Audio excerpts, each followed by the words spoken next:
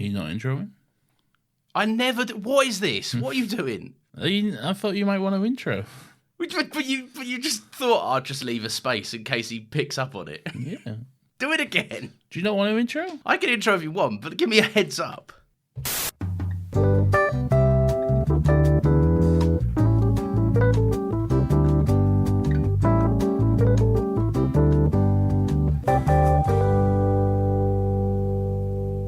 Hello and welcome everybody to another episode of Another Happy Pod. Hello and Fuck you! welcome to Another Happy Pod, the only podcast in the world. My name is Nathan. As always, I'm joined by my co-host. His name is Lawrence Thomas Heisey. He jumped the gun a little bit there. You might have heard him. Hello, Lawrence. How are you? I actually don't care, but I would love it if you could tell us what this silly little show is all about. I'm gonna put in the precursor to this episode starting and expose you for your crimes today. You do that. I couldn't care less, to be honest. Nathan, this is the show where we get together and we discuss something in the realm of pop culture. It could be a movie, it could be a TV show, could be maybe even a video game. But the main thing is that we do so without any of the toxic discourse that is oh so prevalent these days.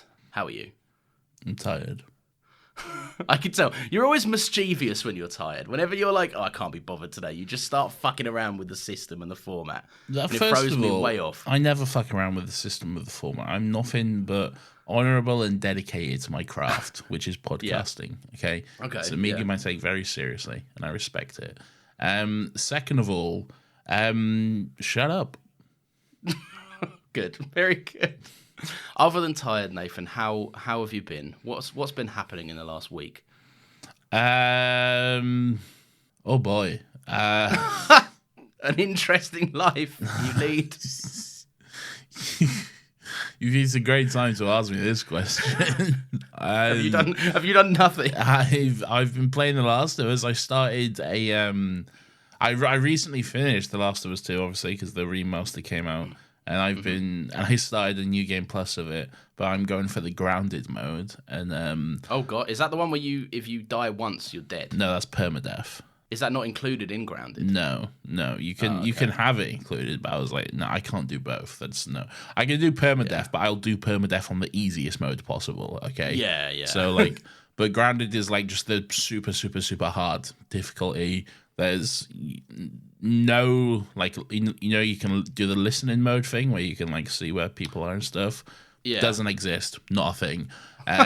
You get 2 bullets and then off he goes. And it's good luck with him. Yeah, and then the enemies are super tough and stuff. It's very, very difficult. But yes, I'm doing that. And we'll see. Is how that the goes. Detection easier? Do they pick? Oh you up yeah, there's no, there's the little sound before they see you. No, it's just instant. So it's just gone. It's just they just see you. So I don't know. I've never ever been. I've tried it a few times. And I tried it on The Last of Us, the first one, and just a couple of the second I run into any sort of clicker on grounded, I'm just like, no, fuck this. I'm going back to I don't know, hard at most, maybe medium. Yeah. Yeah. You're a braver man than I. Last of Us 2 isn't nothing. What have I been up to this week? Bit of work. That's about it, really. Watching some films. You're always watching films. No one cares. I can't stop myself. You failed I don't know if... did you bring it up on this podcast? No. I feel like you did, and you're just saying you didn't, so I won't explain your loss. No, I don't care. Nathan lost. First of all, I haven't lost. I got bored. Oh, but it was a competition until you decided it wasn't. It was never a competition. I just got bored. And then I went, why am I doing this? And then I stopped. Because I was doing it purely out of spite, which is honestly my driving factor behind most things. And I don't know why you were like, I'm going to do this too, and I'm going to do it better, by the way. And I'm like, all right, that's fine. But then I got bored of it. That's okay. Well, Nathan, speaking of Letterboxd and logging movies and just absolutely loving the craft. I also don't like the idea of just watching movies just to log them. No. If I want to watch a movie, I'll watch a movie. Why do I need to put out my little app and then put it in this? I think Letterboxd would be a better app if you didn't have any followers, okay?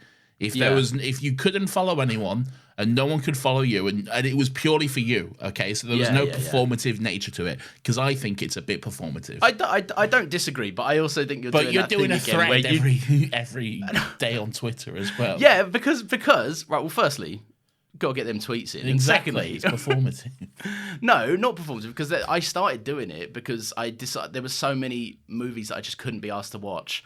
And I was just like, right, you know what? I really want to see this, but I never get around to doing it. So I'm going to force myself to do it. And then it's like the first three, I was like, oh, I don't really fancy a movie today. And now I'm like, yeah, can't wait. Can't wait to see what I watch today. Okay. I'm explaining myself. Nathan, the reason I bring Letterboxd up is because this holds the slot number 4 in your favourites, the Stand By Me that we're talking about today. Does it? It does. Oh, okay. no. I didn't know that. I was like, Nathan, why is this movie hold such a reverence? Why is it so important to you? I don't even know. It's just a movie I watched a lot as a kid. Oh, yeah. And a movie I hadn't seen in about at least 15 years until today, possibly more. My relationship with this movie is pretty much, I must have seen it because I remember a fair bit about it after having seen it. And there's like when I need to use clips of like 4 kids doing stuff in any edits that I do, I'll go to this movie first. But I pretty much knew nothing about this going in other than 4 kids basically walk along a railroad, and that's about it. I mean, that's pretty much the whole movie, to be fair. I mean, there's a bit more going on. There's more to it than that, but that is pretty much the most of the movie. Just 4 kids. Imagine if it was just in silence, just 4 kids just slowly wandering across a train track. Probably win Best Picture. Long live a 90-minute movie, is what I say. Yeah. I thought all your mates loved long movies. Right, why do you do that? You just put people in boxes, which is very strange. But they do. They're all like, oh, you can't handle Oppenheimer. You're a bitch. No, it's not that you can't handle Oppenheimer. It's just some movies benefit from being longer and some movies benefit from being shorter. Every single movie in the world would benefit from being 90 minutes. Tell me I'm wrong. What would you cut out of... what's a movie you like that's 3 hours long? I can cut any movie down to 90 minutes. Well, I mean, technically, that's not a lie. You could. Whether it be, like, watchable or good is a different matter entirely. It'd all be good. Okay, fine. Yeah. This based on a book? Based on Stephen King? Yeah, it's called The Body by Stephen King. It's about a body. I feel like everything in the 80s was based off a Stephen King book. Well, he loved cocaine, didn't he? Wait, hang on. Where did that come from? Cocaine was a big thing in the 80s. Well, yeah, but, like, why did Stephen King love cocaine? Because he did. He was fucking taking cocaine, and then he wrote, I know, I'll write a scene where a bunch of kids have an orgy. That seems fucking something reasonable. And then he wrote it down in his book, and everyone was like, oh, this is sick. We'll make a movie of this in 30 years. Was the orgy wasn't in the movie, was it? No, well, obviously fucking not. No, I know, but like there was no implied orgy. No, I never saw part 2, so I don't know. Why do you like this movie? Why? That sounds like I don't. Why did you? Why do you not like this movie? Because clearly you hate it. I hate it when you do this to me. You put me on the defense for a movie I don't need to defend. Why does it take the highly coveted number 4 slot of your 4 favourites on Letterboxd? All right, first of all, fuck off with this Letterboxd thing. All right, okay. It was all cool when you were doing it. Yeah, well now I'm not, so it's not cool. Yeah, exactly. This is what you do. That's not fair. I liked it a lot as a kid. It was one of those movies that like I don't know how I discovered it, but I just did. And then I was like, oh, this is cool. And then I watched it just like so much. It was like this. It was the Goonies. They were like these movies from like before my time, which I was like, oh, these are sick. I love movies. These are what movies should be. So yeah, I don't know. I just like it a lot. And I also think today was probably the first time I ever watched it with like my full adult brain. And I was like, oh, yeah, okay. There's actual stuff going on here. Okay. Yeah, that's what I was surprised about because I was watching this thinking like it's mostly that kind of Goonies-esque kids fucking around. No. Basically. But there's some fairly decently sad stuff in it. And I was like, oh. I mean, get ready for some gay subtext. I am so glad you've said this. They are so gay. They are so gay, mate. I don't. Where do you want to start with this? Well, Lawrence, you hate this movie, so give us a brief summary of what it's about. So basically, 4 kids who grew up in a small town. Where is that town, Lawrence? What did they say it was? What name was it? Castle Rock, Oregon. There we go. Where is Oregon, Lawrence? In America somewhere. I don't know where. Where in America? I don't know. I'm not from America. It's on the West Coast. It's one of 3 states along the West Coast. You're so happy you know something You have I don't. California at the bottom. You have Oregon in the middle, and then you have Washington at the top. Washington being where Seattle is. So there you go. I see. Well, there you go. Thank you for the fucking geography lesson. You're welcome. All right, yeah, 4 kids grow up there. Small town, everyone kind of knows everyone, but a kid has gone missing, presumed dead, but a body has not been found until one of the 4 kids overhears that his older brother has come across the body, but obviously not told anyone about it through fear of getting in trouble for an unrelated crime. And then basically 4 kids who they just decide we're going to spend the weekend, we're going to travel, to take a long old train track road walk over to where this body we think roughly is. And along the way we find out a little bit more about them. It's a movie about friendship, a movie about growing up, but also I think understanding your friends on a deeper level. It's kind of a movie that it really captures the feeling of being young and without responsibility, but also the weird juxtaposition of being young and everything feeling like it has end of the world stakes, like life or death implications. Cool. Stop. Give me something. That was a good summary, Lawrence. The most you've said about this movie is where Oregon is. That's not true. I said gay subtext. There is gay subtext. Do you want to talk about gay undertones and a bit of subtext going on? No. All right, then provide me the necessary context. Who are these 4 mates? Who do you like, and who's playing them? There's some big names. I don't know if there's some big names. I don't know if there's any big names. No, there's River Phoenix and Corey Feldman are big 80s names. Definitely. What's River Phoenix done lately? Nothing, because he's dead. Yeah, that's very sad. Okay, so... What a horrible thing to say about an absolutely tragic death. I know. Fucking hell. How did he die? He was unhappy with a lot of his fame, and it's I think it was... No one knows if it was intentional. I don't know, but it was definitely drug related, an overdose. Is he Joaquin's brother? He is indeed. Interesting. Will Wheaton. Yeah, I don't know who this guy is. Who's this guy? He's quite famous. Which one does he play? The main one. Gordy. Yeah. Who's John Malkovich? No one in this. But he appears at the beginning. Does he?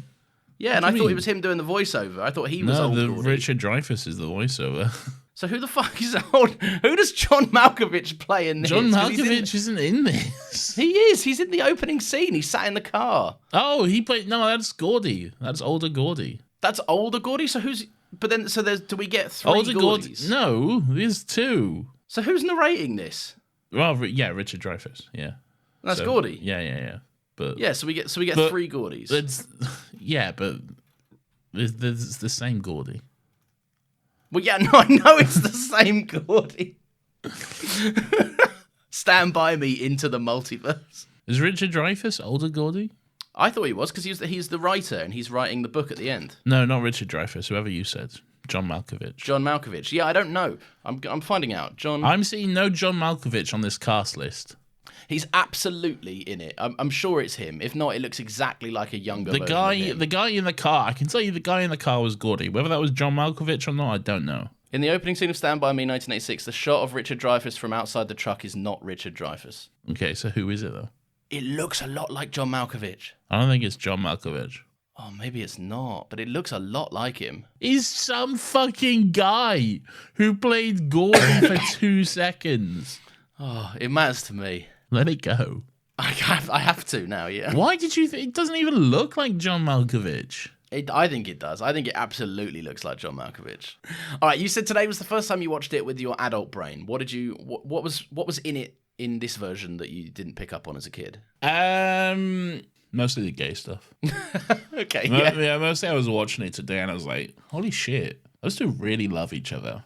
These 2 are gay. These 2 absolutely. like fully 100% love each other. And then I was like, oh, this whole thing is like a queer like love story, like, but it's like a coming of age queer thing. But in a time where you obviously couldn't say that, or you would have the shit beaten out and you were probably shot in the face as well. Yeah. And then he ends up a closeted man with a kid writing his books. And then he saw that, like, probably the guy who he first realized he loved got stabbed, and then he was like, "Oh, well, This is dreadful." that sucks." But this is the thing, right? Because he's writing that book and he's making.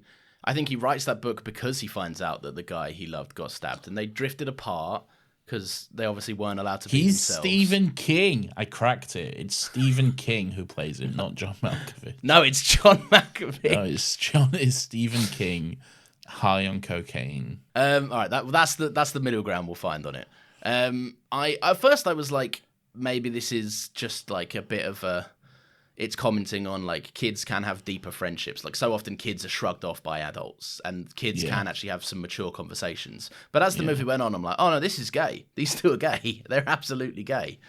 Yeah, they also do have mature conversations, but then they also have silly kid conversations. Like what the fuck is Pluto and all, or what the fuck is Goofy and all this kind of stuff. One of my favorite scenes in this is pretty much exactly that, right? It's Gordy and Chris talking, and Chris is going to him, you know, you're the smartest one of all of us. We've all got shit for brains. You're the one that can get out of this town and make something of your life. And he's like, you don't want to be stuck here with us. We don't, like, friends shouldn't drag each other down. And then it cuts to, like, Corey Feldman and the other kid who are in front of them. And they're like, could Superman beat up a cartoon?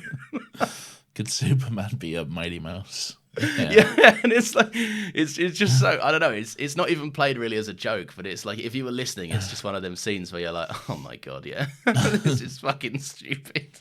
That's very funny. Yeah, they're smoking cigarettes. They're all like, they are. We're 12-year-old boys in the 50s where we love a cigarette. I love that. It just happened, apparently. Like, how are they getting these cigarettes? Well, it's the 50s. And I think fucking Chris says, like, he swipes them from his nerd. Okay, fair enough. He says he stole them, and he's like, hey, we can have an after-dinner smoke. And then they were like, oh, nothing better than an after-dinner smoke. This is something I regularly do, because I am a 12-year-old boy in the 50s. I love that they're all pretending they're older. They're all like, we're grown men. We're out here. No, but they clearly are, though, because they're not coughing or wheezing or anything. They're taking that, they're dragging it like a champ. So they are used to it. Yeah, they do have nothing better than a ciggy after dinner. A smooth ciggy to wash down your meat on a stick or whatever they had. Was it meat on a stick? It looked like a burnt to fuck marshmallow. No, it was me, because he went to the shop, didn't he? He was like, I'll have this meat and these 4 Coca-Colas, please. That's how we do things in the 50s. Just some loose, non-refrigerated meat and some glass bottle Coca-Colas, please. It's been sat in the back of my rucksack for like 24 hours in the sun, and it's also been submerged in water. That was before that. That was before the water. Oh, okay. Yeah. I mean, it's still going to have been... Oh, was the kid who like got pushed off the train tracks? Did he have the meat? Yeah, he had the meat in his bag. Oh, that meat is fucked. It's going to be crushed to shit. It was in a little bag. It's meat. What do you mean it's going to be crushed? That doesn't ruin the... It's not fucking eggs. No, but it'll be all squishy and It's slimy. meat. It's supposed to be squishy. Yeah, but they're not exactly dicing it up with a pan, are they? And cooking it all nice. It's mincemeat. They're like forming it into the like little burgers and they're cooking them on sticks. Oh, so they've all got their hands. Oh god, they couldn't wash their hands before preparing that meat. Lawrence, you couldn't survive on a fucking boys' trip in the 50s. I've been camping. Have you been camping? Well, you're worried about getting meat on your hands. Listen, all right, I've been not glamping, but I've been camping and I've had gas. I've been. So, Okay, so you haven't even had a real fire. I had a real fire, but that was reserved for marshmallows and telling scary stories. You've never been camping. I've been camping. I was in the Scouts. You went camping and then you went into your luxury RV afterwards. No, with all your I rich built my friends. one time. No, normally we had tents, but this one time I built my own shelter. I refuse to believe you've slept Look, under the stars. I can't exactly prove it because I would have been like fucking 13 at the time. But I built a shelter and I slept in it overnight and it was great. No little Richie Rich over here. Fuck's sake. I often forgot that because this feels so 80s in its like vibe and the way the kids all talk to each other. Because obviously it was written in the 80s and everything. But like every now and again I forgot we were in the 50s until it cut back to someone driving a car and I'm like, my god, that is a 50s car. Kiefer Sutherland. Oh wait, who was he again? Jack Bauer. No, in this. He's the mean boy. Oh my god, is that him? Yeah, he's the big mean boy. Oh my god, and he grew up to be Jack Bauer. Jack Bauer in 24, right? Yeah. So one of my favorite things about this is you do get into at first it's very let's go see a dead body, you know, like kids do. They want to go and see some gross shit. Yeah. They just want to be. Would you want to see a dead body at 12? Not particularly, but in the 50s, you must be quite sheltered and That's true. They don't have Twitter. Yeah, like right now, like I don't enjoy They this don't have fact, but right TikTok. now, yeah, they don't, and they that's one of the negatives about growing up now is that people can, if they want to, probably find a way to see a dead body on the internet. You probably see one on TikTok. You'll see a kid doing a dance to it or something. A dance. Hey guys, look at this dead body I found. Anyway, Now I'm going to hit the griddy. It's the renegade. Grid. Hell on this dead guy. We know TikTok. Yeah, we both. You actually use it. You do know it more than me. I know, but I think it's funnier to make out that I don't. As a 30-year-old man, you have no business knowing TikTok. Hey, No, I'm sorry. as a depressed 30-year-old man, I have Okay, fair every enough, business knowing TikTok. Sorry, that's my mistake. Yeah. All right, no, yeah. So what I'm saying, like the kids, it starts off as this very boyish, childish. Let's go and look at a dead body, and then like No girls. no girls allowed on the trip. Yeah. Mhm. For obvious reasons. They're gay. Oh, okay. You were so confused. I was very confused. I was like, is it obvious? Only two of them are gay. Well, I know. Yeah, the other two were know. like, "Please, can we bring girls?" And the others were like, "No, ruin the vibe." No one want to bring girls. Vern won't want to bring girls because he's clearly scared of them. And no girls want to go near Corey Feldman Yeah. because every time they get close, he's like, "My dad stormed the beach in Normandy." Yeah. And starts That's true. swinging for him. But yeah, I do quite like that it starts off as this very like it's almost like a let's prove to the adults that we can be of use and we can be something. We can find this kid's body. We'll get famous. We'll have our picture in the paper, which is a big thing to achieve in the 50s. And we'll be on TV maybe. So Don't they know you can just buy ad space now? Because the papers are dying. And they're like, we'll give you the entire front page. we'll give you anything, please. Just buy our paper. Please. My God, you remember when the price of papers used to be like 80p and now they're like £4 something? Well, I can't say I've bought a paper recently, to be honest. I did hear an older gentleman refer to the news in general as the papers, and I was like, "Oh, that seems weird." Like, Jesus, that's weird. Yeah. yeah. And I was like, I mean, I guess of that generation, of course you would, but like, I haven't read a newspaper in well over 10 years at this point. Yeah. And It seems like an absolutely horrendous way of digesting your news as it's well. horrible. It's not even stapled together. They're all just loose. You just gotta hold them all together. You gotta do that thing where you're like, Yeah. You got to brandish them. flinging your arms out to read it. They're so big that you can't They're hold so them comfortably big, at yeah. all. And then you read The Sun and it's all like, tits! Look at these Yeah. tits! And then you're like, oh no, I look like a pervert at the dinner table. I'm trying to catch up on world events here. And there's just like, look at all these boobs, boys. And I'm like, no. Meanwhile, the Garfield cartoon just calls to me. I'm like, I'd much rather be reading this. I want to know my horoscope, please. And then you finish with it and your hands are all inky and you're like, oh, I just got out of the shower. I need another shower. I'm disgusting. But then again, like all these like fucking what do you call it? Like outlets, I guess, like the Sun or whatever they were. You go on their website now, and now it's just like top 10 celebrities who you want to fuck or something, and it's like You want to fuck? it's just the worst, just fucking SEO driven dreck. Just whatever will get the most clicks, and it's. They've all been BuzzFeedified. There's no integrity in the fucking whatever happened to journalistic integrity, you know? What I say. Have you seen that meme that really? I think we might have even spoken about it, where it's like someone while Oppenheimer was like doing its press run, someone went to Chris Nolan. What do you think about the new Batman movie? And he was like, I'd rather not comment on superheroes because it'll be the only thing from the article that gets published. And then it was like, Variety were like, Chris Nolan refuses to speak upon Batman. I literally listened to something about this yesterday. I can't remember what it was, but there was something about this yesterday where like they were saying it was proven by this exact fact. I can't remember what it was. Weekly Planet probably brought it up. Possibly was that, yeah. Possibly, yeah. But anyway, yeah, so it starts off as this boyish, childish adventure, but I like that on the way they realize that this is actually, like, it kind of dawns on them what they're doing, and, like, you start to get more of a deeper insight as to why all of them would want this fame and glory, and then ultimately why, when they do find the body at the end, it doesn't really matter anymore to any of them, specifically Chris and Gordy, who are more the main characters than the other two. Yeah. But Chris is obviously, like, just kind of...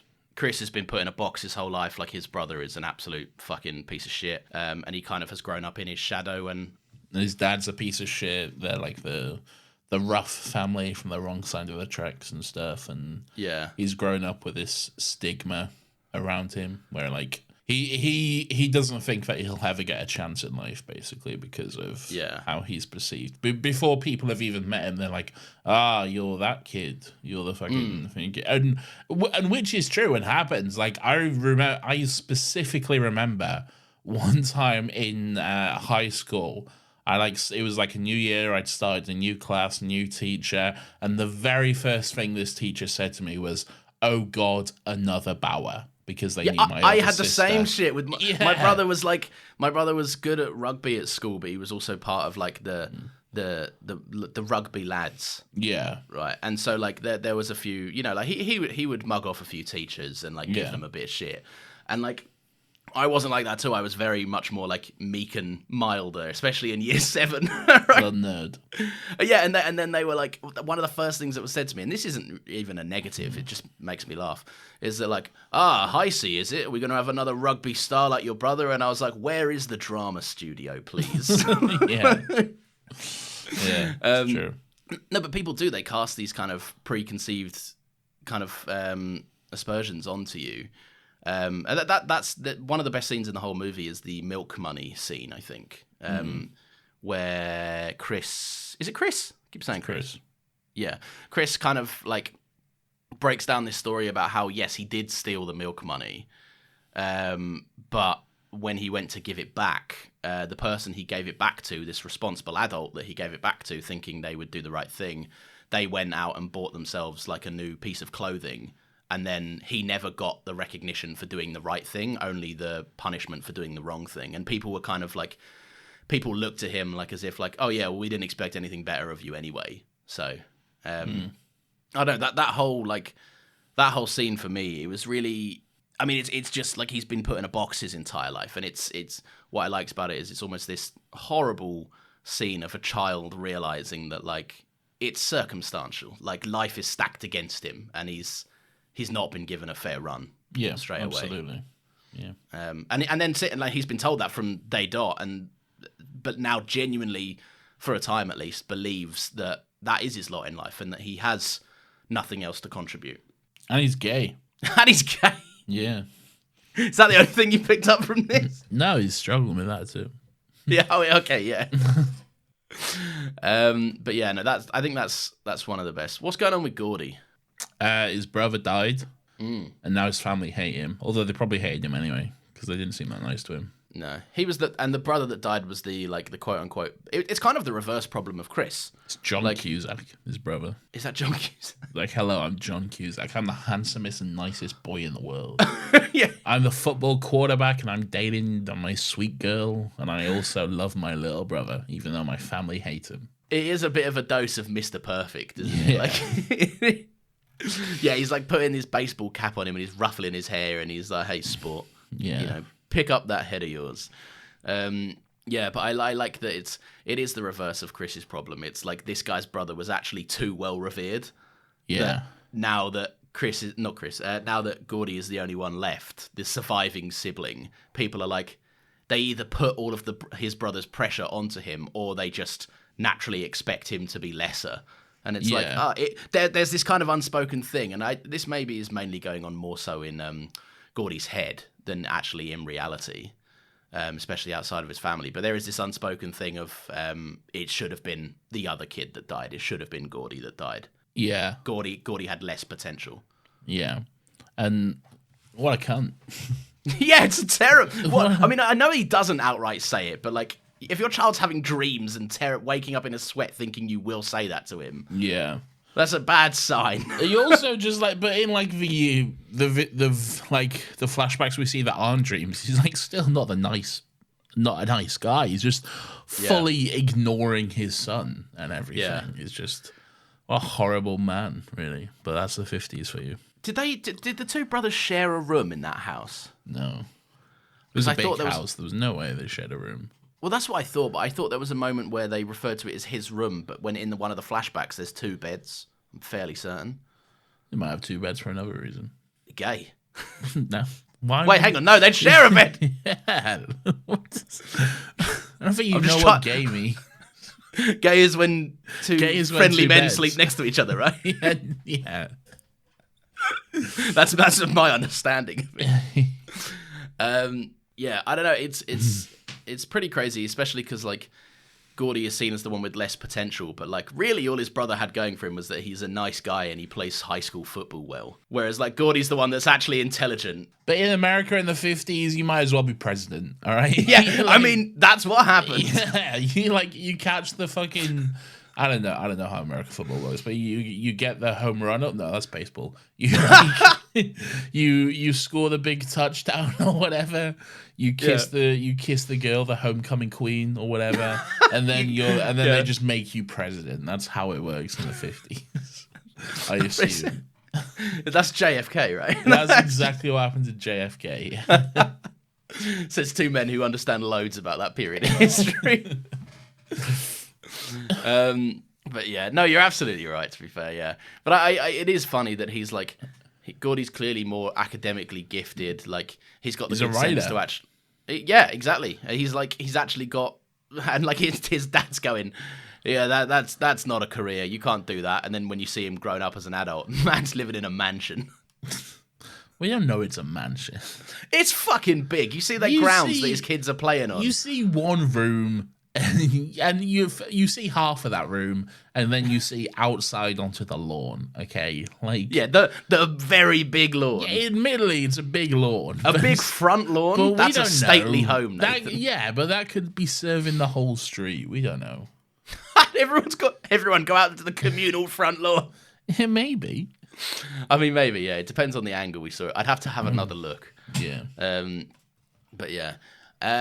But like he's got the good sense to like he checks the train, he checks the railroad. He's very clever about checking the train. That always struck me as clever when I was a kid. Yeah. Like when I think that was probably the most famous scene in the movie. It's what everyone remembers. The big fucking train bridge scene, and it is like just very iconic and great. But yeah, that always when he's like touching the fucking like the railway things to like sense for vibrations, I'm like. That's smart. That's a smart kid, man. I wouldn't even think for that. I'd be like, is there a train? Guess we'll never know.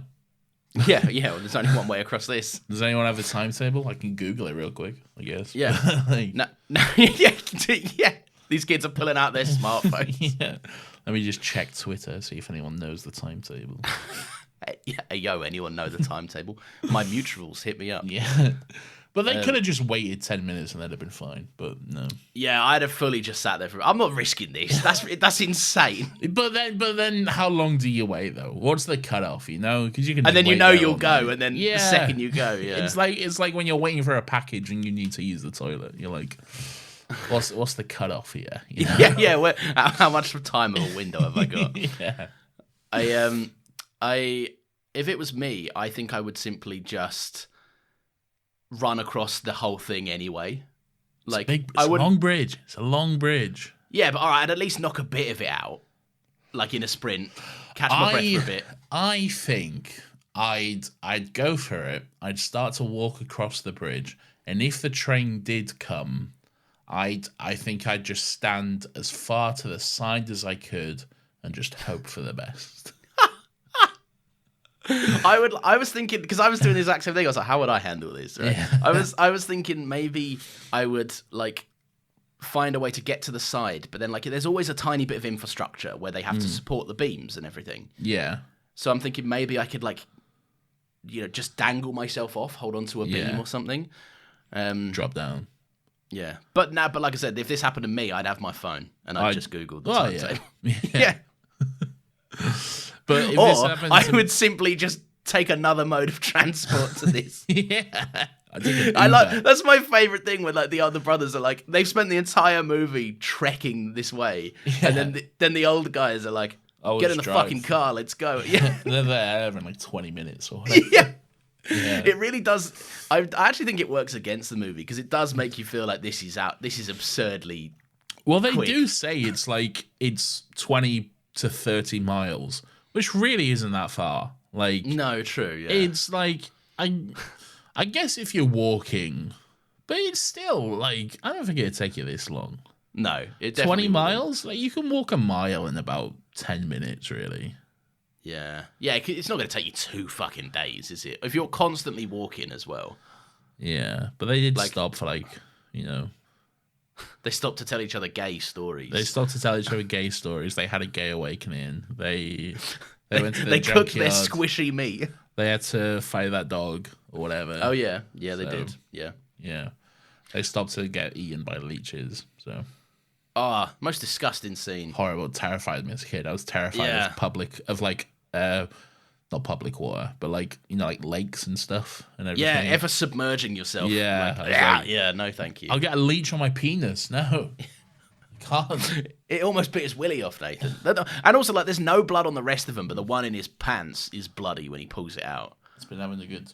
Oh man, leech. Yeah. Yeah. Train scene very good though. Train scene's very good, and indulge me if you will. Okay. Right, because I think that I may be onto something, but I also may be way overreaching. Choo choo. And I would like to thank you, and I would like to get your take on this. All right. I think there's something in the train scene being an analogy for growing up in general. Yeah, no, right. I told you I might be overreaching with this, and I'm going to say it quickly, otherwise you'll laugh at me. Okay. I think there's something in being forced to commit to a path that you know might fail. Like, it's the only way forward, and you have to be brave enough to actually continue on, but at the same time, like, life's problems may catch up with you, and it may just go fucking sideways anyway. Yeah. Like, with or without intervention for yourself. And you're kind of on one track, there's nothing you can do, you can't evade it. You either get to the end or you don't. Do you know what I'm saying? I do. And I think really that is the beauty of movies and cinema and pictures and whatever you want to call them, because pictures for me. because these things are open interpretation and no one can tell you that you're wrong, just like no one can tell me that I'm wrong for thinking they're gay. They are gay. They're gay. Is that what? So I get to have my wanky interpretation as long as no one dares question you on the gay subtext. Yes. It's not subtext, though, is it? No, like, it is funny because I was watching it. I was like, this is definitely gay. And then I just Googled Stand By Me queer just to see if there was like any like analysis or anything like that. Or any TikTok fan cams. No, that would be weird. And then I found a Reddit thread that was like, "Is Stand By Me gay?" And I was watching it. I couldn't help notice this was a little bit gay. And then there was just a lot of replies from clearly very straight men being like, "No, it's obviously about friendship and nothing more. Okay, they're just friends." Did they kiss? I don't think so. Debunked. He has kids. How could he be gay? Yeah. That's true. A gay man has never had kids. No, it's true. It never happens. Yeah. My God, yeah. No, but some people are just, and that's media literacy today anyway. Like, it's just dead in the water with people being like, if I didn't see it happen on screen or if it wasn't said on screen, it's not real. Yeah, exactly. And also, like, just look at the whole thing. It's very gay. It's so gay. I thought I might have just been like reading too much into it, so I'm very glad you agree. No, of course, because it's like they're the only real two to connect emotionally that can have an honest conversation with each other. Yeah. Like the movie's narration is prompted because of the death of like what we are led to assume is just a big what if in Gordy's life. Yes. And I think there's a clear reason why they've drifted apart as adults, specifically Chris and Gordy, is because being with each other and being unable to be with each other is probably quite painful. 100%. Yeah. Yeah. Gordy's inspired Chris to go on to actually like become a lawyer, and like he pulls the best out of him. And every time anyone even starts to roast Gordy in a way, who is the meekest and mildest of the group, I think, like the most introverted at least. Oh, well, the other one's a bit more goofy, I think. Yeah. Vern's like he's like the scaredy cat, but he's like a fun little guy. Yeah, he's still willing to like make a joke and you know like rinse out people's mums and stuff. Yeah, he's got that comb. He has it until he doesn't. Yeah, he lost it on the bridge. Bless him. Corey Feldman's greatest line of just like, I love their dynamic. I think they very much are pairs. These two, and I love it. It's like, you don't even have any fucking hair, and he's like, I brought it for you. That was very funny. My man's bringing each other combs. But yeah, almost anytime anyone squares up to Gordy or challenges him in any way, he's like, you shut the fuck up. Chris is like, what the fuck are you doing? Shut up. I'll kill you. He says stuff to him that like there's even that scene where like Gordy is like, well, fuck my college classes. I'll hang out with you guys. And he's like, no, you fucking won't. Yeah, I'll fucking smack you. You're gonna do your college classes and you're gonna be a good person and not fucking waste away with us layabouts and stuff. It reads as fucking pillow talk, right? Between a couple, like those little moments of like, that's your dad talking. Yeah. And it's like, friends, 12-year-old mates don't say this to each other. Yeah. Yeah, no, anyone that I think if you deny the gay subtext of the movie, right? Like if you're that terrified of it, you don't have to acknowledge it, right? But it's there. Whether you want to see it or not, it's absolutely there. It's there. It's there for me anyway. I picked up on it. Yeah. Absolutely. Do you want to talk about Corey Feldman's character? I would absolutely love to talk about Corey Feldman's character, and that is, of course, Teddy Duchamp. Oh, you got his full name, have you? Yeah. He wears glasses. I've been calling him Corey Feldman this entire time. You could have told me that name earlier. It's Teddy Duchamp. What's going on with him? I think his dad has PTSD. I think so. Yeah. And he's like, not. They didn't. I don't think they knew what PTSD was in their 50s. They're like, oh, you got shell shock. He's insane. Throw him in the loony bin. Yeah. And he's like, obviously mistreating his son and everything like that. But yeah. I think it's like for like quite obviously like, and I often disagree with this notion, but it's always believed, the loudest in the room is often the most shielding pain kind of thing. Like that's a thing that old people say to each other. I don't think there's an element of truth to that. I do, but I think it's not a rule that people. No, think it's not a hard and fast rule. But loudest, clearly traumatized.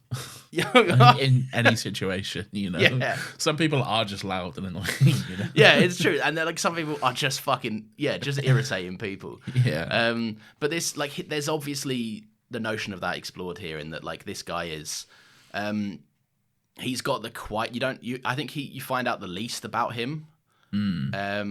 Or maybe the other guy, but again, that guy, there's not much to him other than he brings the comb and he's a bit of a goof. He's looking for his pennies, whatever that means. He does want his penny. There's something there. Because he finds a penny the second he's back, and I'm like, ooh, what's that metaphor? I don't know. Oh, you'll be more eye-fi. Lawrence is gay, that's it, okay. That's true, it's a gay. There's no more to it than that. Stand by me and give me a kiss. Yes. Should be cool. No, but Corey Feldman, he's obviously like deeply insecure about like, he's I think there's an element of he's proud of his father. Even though he now can't understand him or have a relationship with him. Like, he's proud of his contributions to the world. It's why every time anyone ever questions him, he's like, oh, he stormed the beach at Normandy. Yeah. But there's an element of now he doesn't understand it, because now that his father's home and he has these shortcomings as a father. Yeah. It's very... I don't know. Do you see what I'm saying? Like, there's obviously something there, yeah. I do, 100%. And there's that scene where, like, the guy who runs the junkyard is like, hey, I know your dad. He's insane. He lives up in the loony bin or whatever and all this stuff. So, and like, he's like ready to fucking. I think the exact line is, I think, I'll tear open your throat. I'll rip off your head and shit down your throat. I think something like that. Something like that. Which is very creative for a 12-year-old. But I wasn't like this at 12. Were you? no, not at all. No. Not like this. Not like this. No. I might have dropped a one or two cuss words. Oh, I'd have been swearing like a sailor at 12 years old. You know, it's because it's like you're away from your parents. You think it's like adult and cool to be like, hey, fuck you. And then you look around and no one's applauding, and you're like, oh, this isn't like the movie. What the hell? Yeah. All right.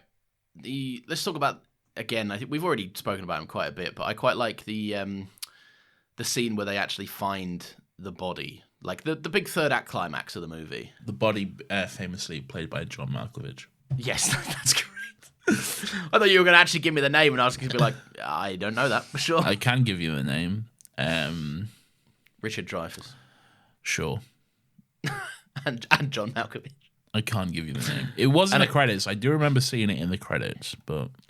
That's the easiest payday of that guy's life. Yeah, just stand there for a few close-ups. Yeah, he was probably like a fucking the best boy or something. Yeah. I thought probably. he was an actor. How long's that body supposed to have been dead for? Not long, a few days, I reckon. Oh, okay. So that's fairly believable then. Yeah. Yeah. Especially because he's preserved by the elements. I can tell you that Andy Lindbergh played Lardass Hogan.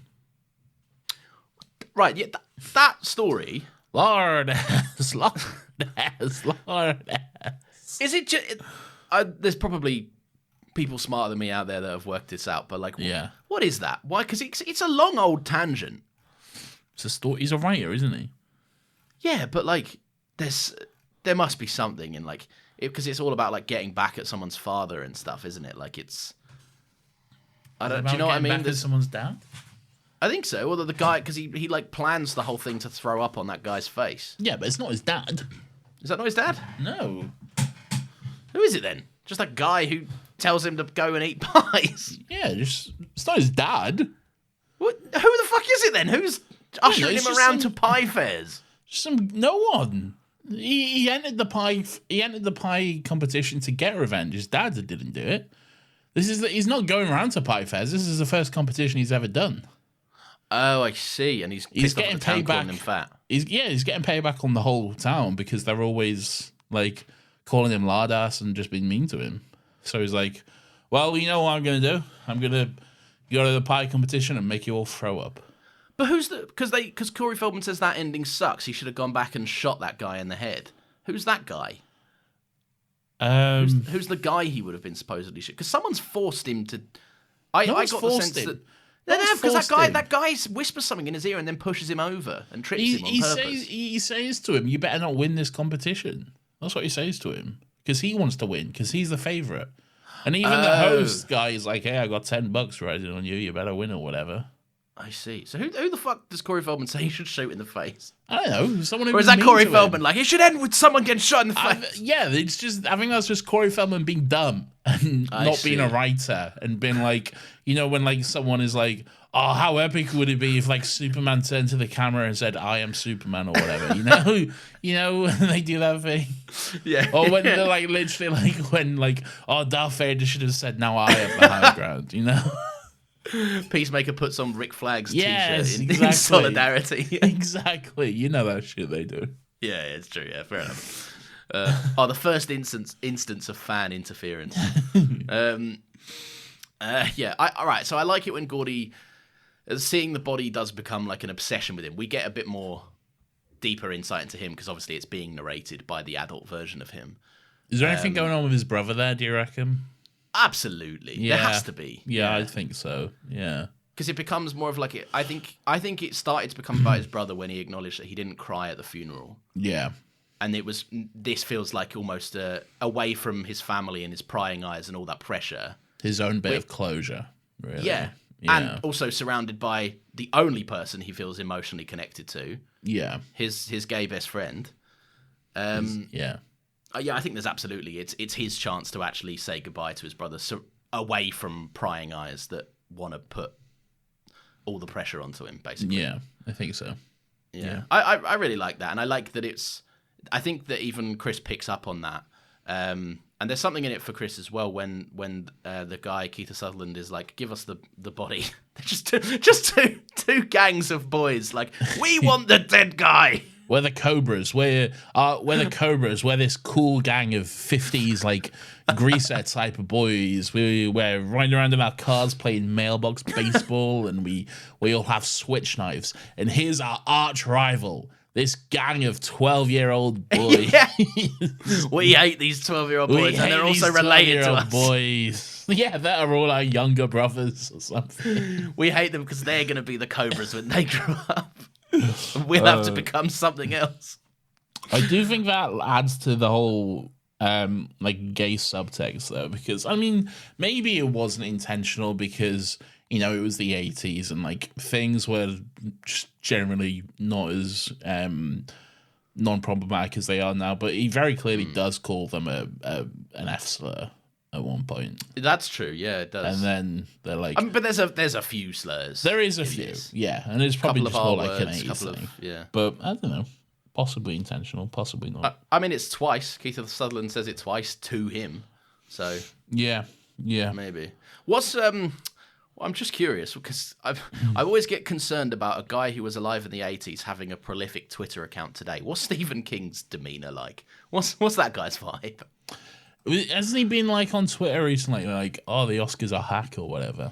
Yeah, but this is the thing. This is why I'm concerned. He's a guy that has an opinion on most things, but like I don't know if I've been able to nail down his vibe. Like, because he might be one of them. Remember, like famously, the guy who made WALL-E is like, this doesn't have any meaning on the environment.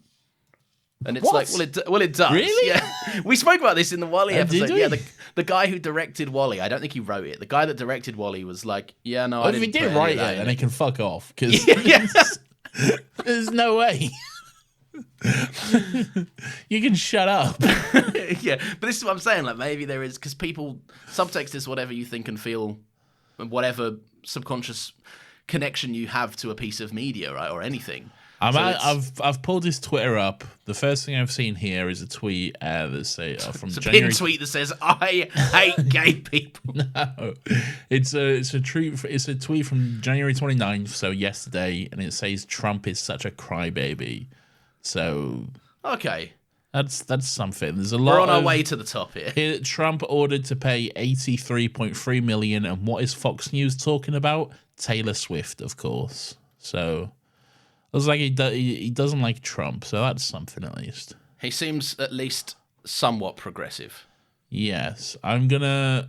let me just search gay on his Twitter and see what comes up. It's just it's a barrage of tweets saying, Gordy and Chris aren't gay. All right, so all I found here, this is from 2015... Indiana's Religious Freedom Restoration Act is gay discrimination, pure and simple. You can frost a dog turd, but it's still a dog turd. So yeah, he seems pretty clued up for the most part. He's on the right side of history then. He did write that child orgy, but but it was the 80s. Yeah, but it was the 80s and he was on cocaine. He was on cocaine, so Well, who hasn't written a child orgy scene when we're high on cocaine? Okay. He's going to listen to this and be very unsure whether he needs to sue us or not. Yeah, I'm sure he'll listen to this, yeah. I'm sure he'll be tuning in. Well, he's very online. He's an online guy. Yeah, but... Maybe one day he'll pick up on our 100-follower account or something. Yeah, who knows?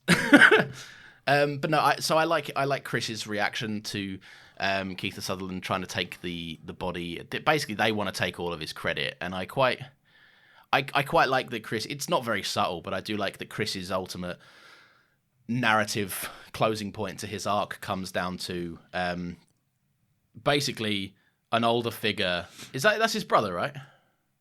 Wait, what? I was not listening to one of the gang is Chris's brother? Yeah, is Keith Sutherland's friend is Chris's brother. Yeah. So they like, and one of them is Vern's brother. Oh yes, correct. Yes. Yeah. So I like that the boiling point of Chris's narrative comes down to basically the reason he has such a shit in the mud reputation. Yeah. trying to now take the only thing that Chris thinks could redeem him in the eyes of the town is not saving this kid, but discovering this kid's body and giving this family some closure. Yes. And then ultimately his brother comes to take it and he's like, this is fucked. This guy is the reason my life sucks. I'm not giving him the only bit of meaningful praise I could rightfully give myself. And then what I think is even sweeter and definitely speaks to the gay subtext is that he's more than happy to go with this body until he sees that Gordy needs it to not be all about him.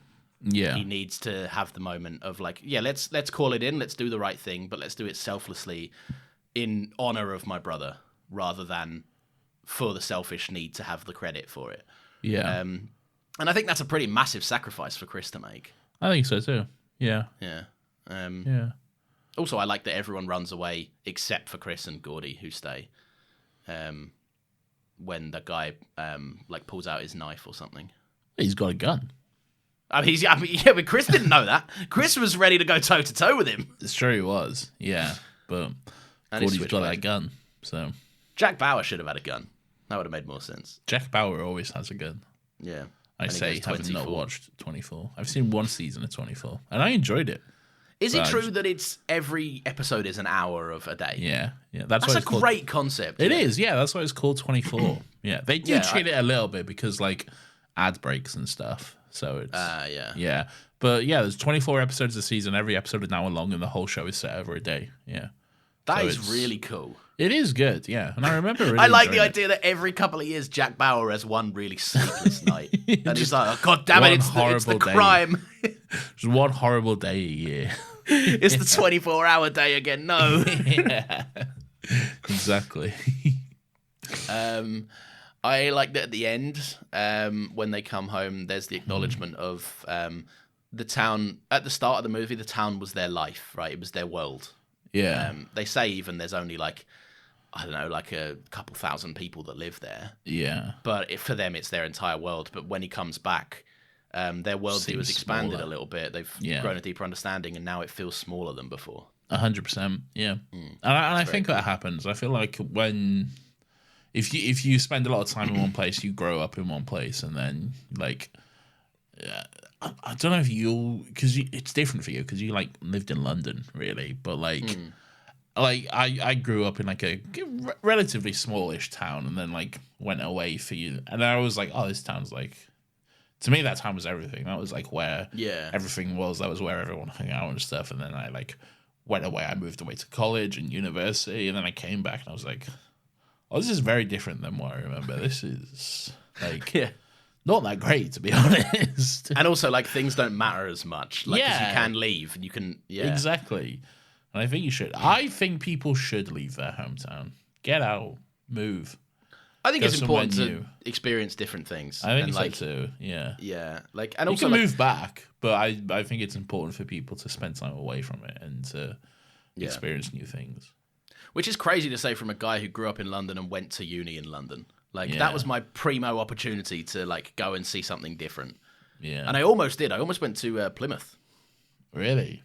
Yeah, but then I didn't. And thank God, because then we wouldn't have two enormous podcasts. Say, I wouldn't have my wife or two podcasts. We wouldn't be here now. You wouldn't have your wife, or more importantly, this podcast. These podcasts. These podcasts. And that's my whole life. It's true, yeah. But yeah, that's kind of me on it. Do you have any little things or other points you want to talk about? I have no little things. I have no. Oh, the deer. What does the deer mean? Oh, there was a deer. Yeah, I don't know. Never told anyone. I'm not smart enough. I don't know. No. Maybe it was just a nice deer. We need Ben from Canada here to debunk the deer. We'll ask Ben. Yeah. But it's a good movie, I think. It's a very good movie. I really enjoyed it. Yeah. I think it's well acted.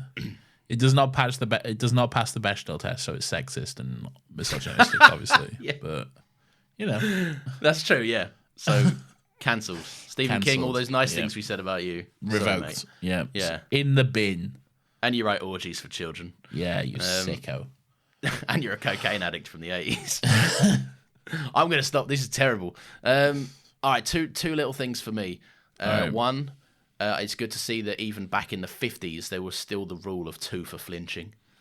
Yes. Yeah, that's Probably a classic. earlier than the 50s, that was. Yeah. And also the mailbox baseball. Looks like tremendous fun, but like, what a pack of cunts. I mean, what a pack of cunts, but also, there was like 3 houses on that street and like 12 mailboxes. Yeah, it's very true. Yeah. There was a lot more mailboxes than houses on that street, you know?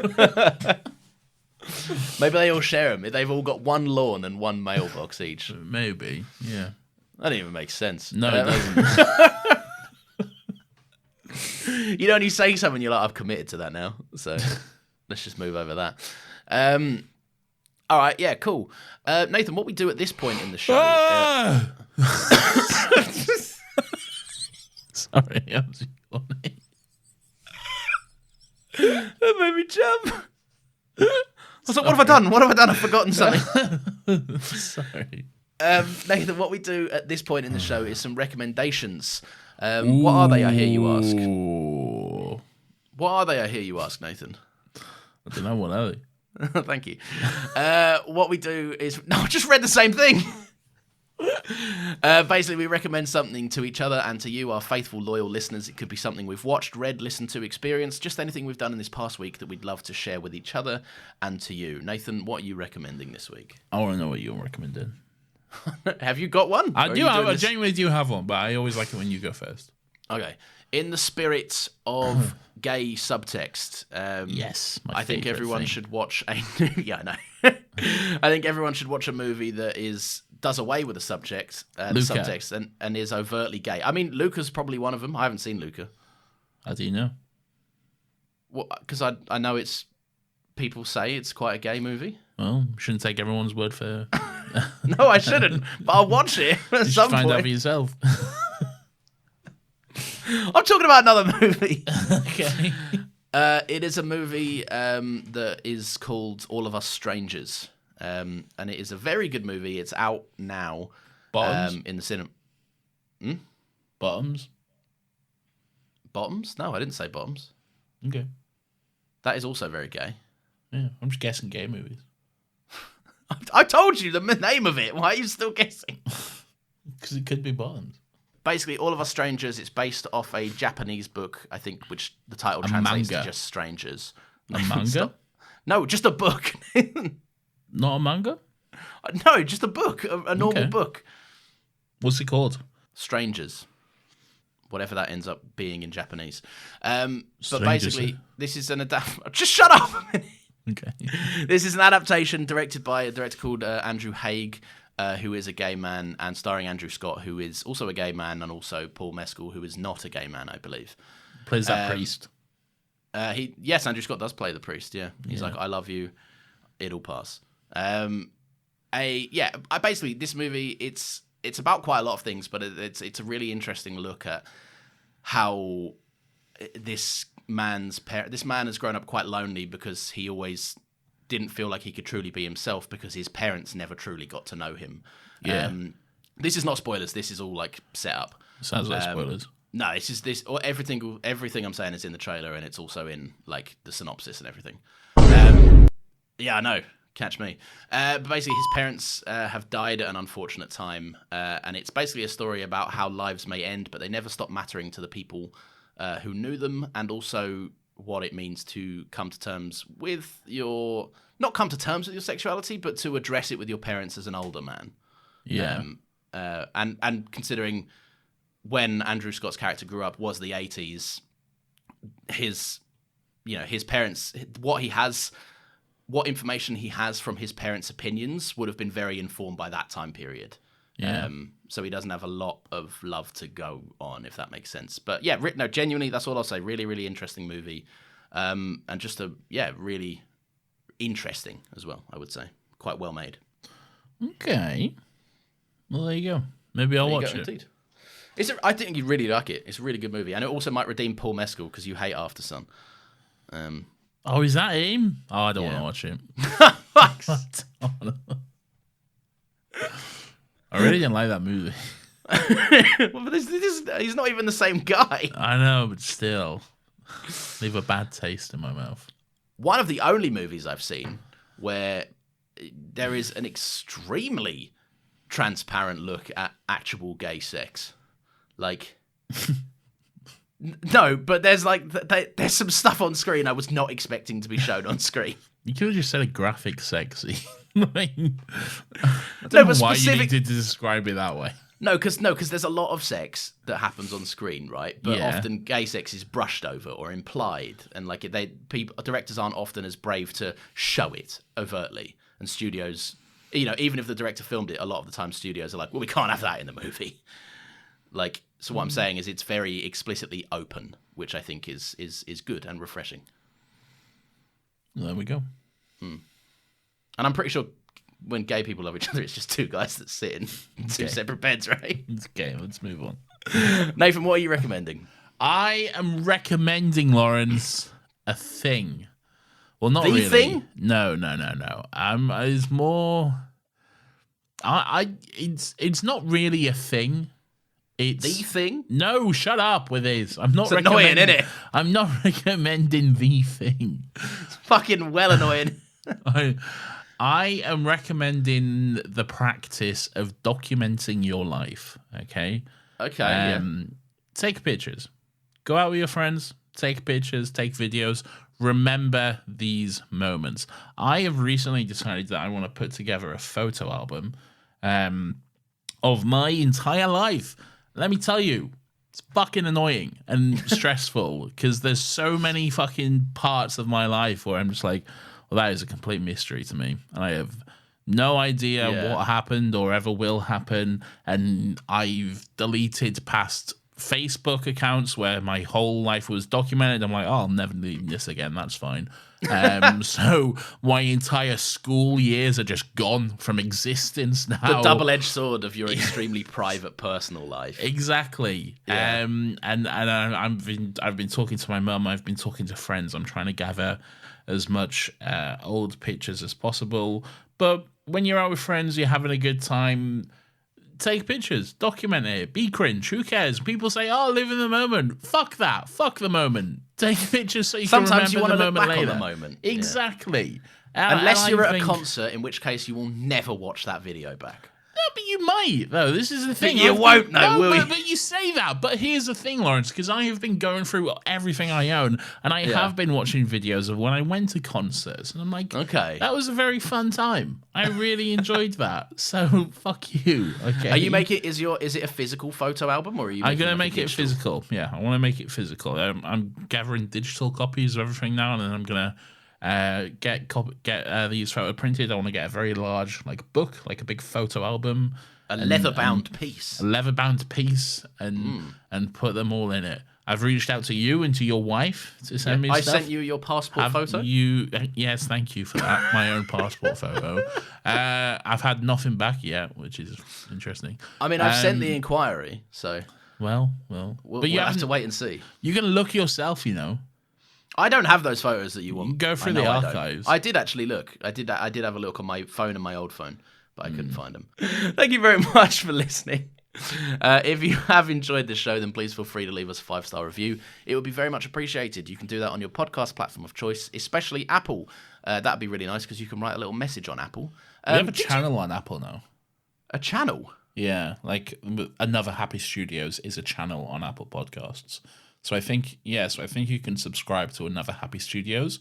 You get both podcasts, which happens to be Still Got Legs, a Doctor Who rewatch podcast where new episodes come out every Monday at 10 a.m. And you can get that by subscribing to our channel on Apple. I don't know what that means, but yeah. I guess it just means that you're subscribed to 2 whole shows. I guess so. Rather than, but if you're already subscribed to, don't unsubscribe.